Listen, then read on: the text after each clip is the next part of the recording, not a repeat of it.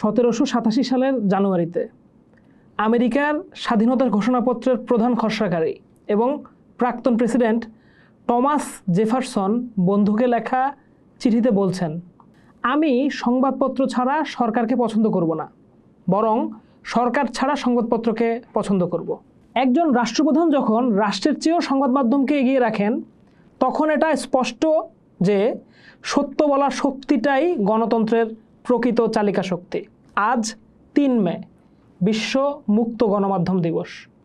1993 সালে জাতিসংঘের স্বীকৃতির মাধ্যমে এই দিনটা আন্তর্জাতিকভাবে পালিত হয়ে আসছে। এর পেছনেও আছে সাংবাদিকদের জোরালো ভূমিকা রাখার ইতিহাস।